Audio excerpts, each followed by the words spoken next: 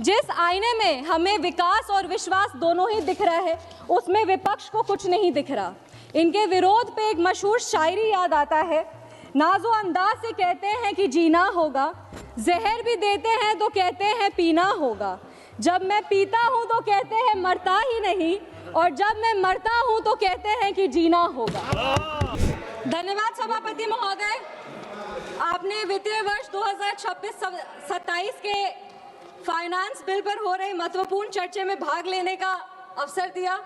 हम अपनी पार्टी लोक जनशक्ति पार्टी, अपने नेता राष्ट्र अध्यक्ष श्री चिराग पासवान जी और समस्तीपुर की देवतुल्य जनता की ओर से इस वित्त विधेयक का समर्थन करते हैं।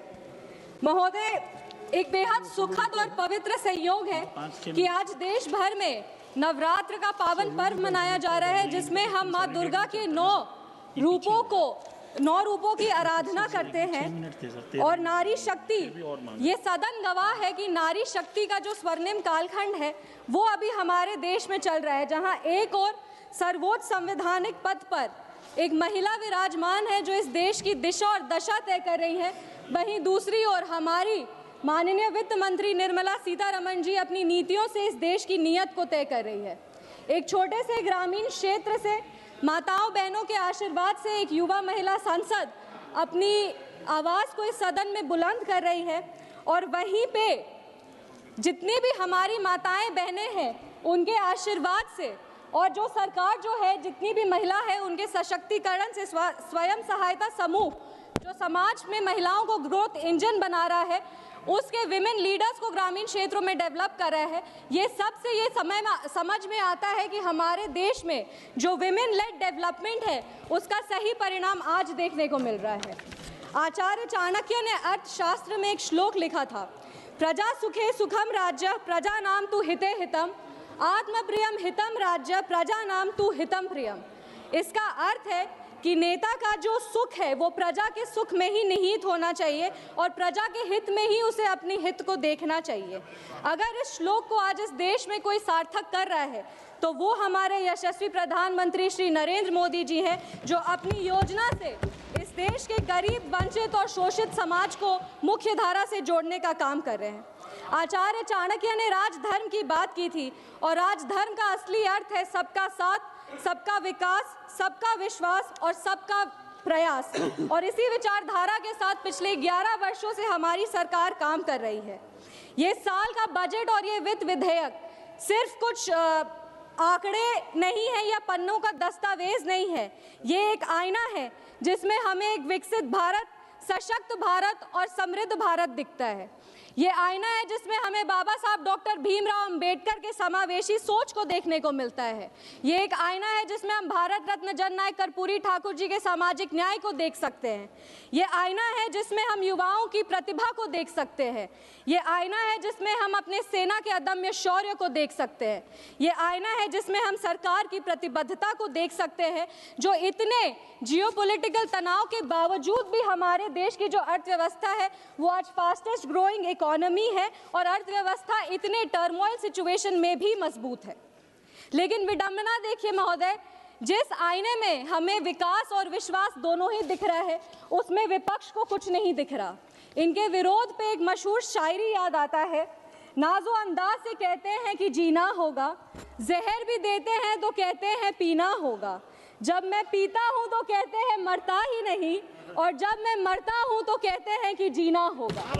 ये विपक्ष जो है अपने नाजो अंदाज में रोज झूठ, फरेब और अफवाह का जहर इस देश को पिलाने का प्रयास करती है, पर ये जानते ही नहीं है कि देश इनके नकारात्मक राजनीति को बहुत साल पहले ही इनकार कर दिया है। इस शेर में विपक्ष का पूरा सियासी चरित्र देखने को मिलता है। यहाँ पे बड़ी बड़ी संस्थानें हैं, IMF है, OECD है, जो भारत की ओर उम्मीद से देखती है और भारत को एक ब्राइट स्पॉट मानती है। पर हमारे विपक्ष के कुछ विद्वान हैं जिनको इस पूरे विकास में कुछ दिखता ही नहीं, और वो हमेशा कहते हैं कि India is a dead economy. मजाक की बात तो ये है सर कि जो खुद इलेक्टोरली डेड हो गए हैं, अब बार बार विपक्ष की बात कर रहे हैं, पूरा विपक्ष तो खाली पड़ा है। अर्थव्यवस्था को क्या डेड कहेंगे? आप इस देश को जब डेड इकोनॉमी कहते हैं तो आप हमारे प्रधानमंत्री का अपमान नहीं करते, आप अपमान करते हैं उस किसान का जो रिकॉर्ड 350 मिलियन टन अनाज उगा रहा है। आप अपमान करते हैं उस श्रमिक का जो आज संसद भवन से लेकर राम मंदिर तक का निर्माण कर रहा है। आप अपमान करते हैं उस वैज्ञानिक का जो चंद्रयान को शिव शक्ति पॉइंट तक पहुंचाया है। आप अपमान करते हैं उस स्टार्टअप फाउंडर का जो दुनिया भर में भारत की डंका बजा रहा है। और हम गर्व से कहते हैं कि under the decisive leadership of our honourable prime minister Shri Narendra Modi ji, हम फ्रजाइल 5 इकोनॉमी से टॉप 5 इकोनॉमीज में आ चुके हैं। और ये सिर्फ और सिर्फ इसीलिए संभव हो पाया क्योंकि हमारी नीतियां जो है वो बोल्ड रिफॉर्म्स पर आधारित है, रोबस्ट इंफ्रास्ट्रक्चर पर आधारित है। इसी विकास का प्रमाण है कि हमारा बिहार भी आज आगे बढ़ रहा है। पिछले 11 वर्षों में बिहार में विकास परियोजनाओं के लिए लगभग 14.5 लाख करोड़ रुपए से अधिक की सहायता राशि प्रदान की गई है। यूपीए के कार्यकाल में मात्र 2.5 लाख करोड़ रुपए जो थे 10 साल में मिले थे।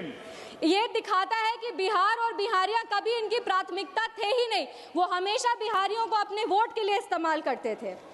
विपक्ष के साथ ही हमेशा एक नए शब्द का जो है उपयोग करते हैं, कहते हैं टैक्स टेररिज्म। और सबसे मजाक की बात यह है कि जिनके समय में टैक्स कलेक्शन सबसे लोएस्ट था और टेररिस्ट अटैक्स अपने चरम पर था, वो टैक्स टेररिज्म के बारे में बात करते हैं।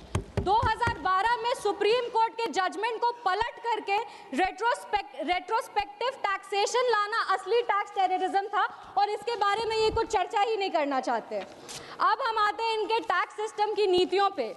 1970-71 में 11 टैक्स स्लैब थे, जब 2 लाख से ऊपर की आय पर टैक्स लगभग 85% थे और 10% का सरचार्ज था, यानी 100 रुपए कमाने वाला मात्र 6.5 रुपए बचाता था। आज जो टैक्स फ्री इनकम है उसका लिमिट बढ़ा करके 12 लाख रुपए कर दिया गया, जो यूपीए के कार्यकाल से 6 गुना ज्यादा है। 2013-14 में टैक्स फ्री इनकम मात्र 16,667 रुपए थे और 2025 में ये 1 लाख रुपए प्रति माह हो गए हैं। असली रिफॉर्म्स तो ये है कि net direct tax collection financial year 2013-14 में 6,38,596 करोड़ रुपए थे और आज वो बढ़कर 22.5 लाख करोड़ रुपए हो गए हैं, जो 3 गुना ज्यादा है। अगर हम भारत के टैक्स टू जीडीपी रेशियो की बात करें तो आज भारत का टैक्स टू जीडीपी रेशियो 19.6% है, जो दुनिया की बड़ी बड़ी प्रमुख अर्थव्यवस्थाओं के बराबर है। आज भारत का टैक्स सिस्टम टैक्स टेररिज्म के लिए नहीं, ट्रांसपेरेंसी, ट्रस्ट और ट्रांसफॉर्मेशन के लिए जाना जाता है। सर, फर्स्ट टाइमर हम लोग को ऐसे इतना कम मौका मिलता है, प्लीज सर 2 मिनट में हम कंप्लीट कर देंगे। समय दे दीजिए सर। सर, इतना विकास देख के विपक्ष का जो अलायंस है वो भी नहीं टिक पा रहा। बंगाल में तो विकास इतना, हमारी सरकार विकास कर दी गई है कि अलायंस को समझ में नहीं आ रहा करे तो करे क्या। बंगाल में इनका क्या हाश हो रहा वो तो हम लोग देखें। और बिहार में जो हाल इनका हुआ है, कांग्रेस पार्टी को कुछ साल बाद लालटेन लेकर के बिहार में खोजना पड़ेगा। महोदय, ये विधेयक ग्रामीण उद्यमिता का भी एक नया सवेरा लेकर आया है। 2013-14 में कृषि का बजट मात्र 27,663 करोड़ रुपए थे, आज वो 5 गुना बढ़कर 1,40,528 करोड़ रुपए हो गए हैं। पर दुख की बात यह है कि इतने विकास के बाद भी ये अपने तुष्टीकरण और गंदी राजनीति के वजह से नाम की राजनीति करते हैं, जिसमें प्रभु श्री राम का नाम लेते ही विचलित हो जाते हैं। सर, 2 मिनट में हम वाइंड अप कर रहे हैं। थोड़ा समय और। हमारी सरकार जिस लगन, जिस सेवा भाव और जिस दृढ़ निश्चय से काम करती है उसे हम राम राज्य कहते हैं।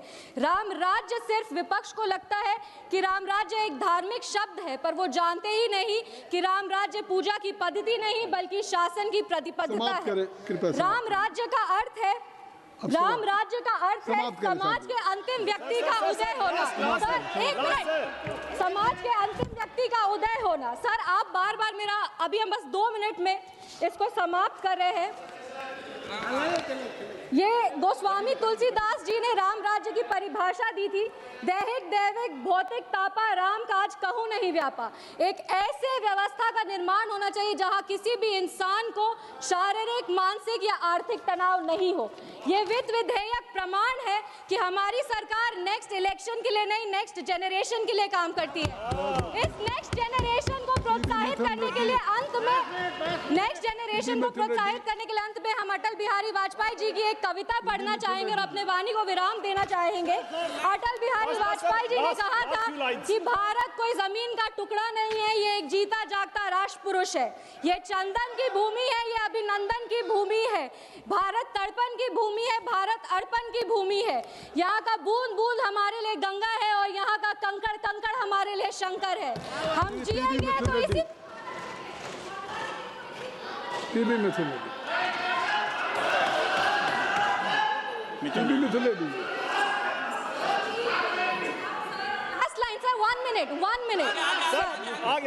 हम जिएंगे तो इसी भारत के लिए और मरेंगे तो इसी भारत के लिए, और मरने के बाद गंगा में बहती हमारी अस्थियों को कोई कान लगाकर सुनेगा तो उसे सिर सुनाई देगा। भारत माता की जय।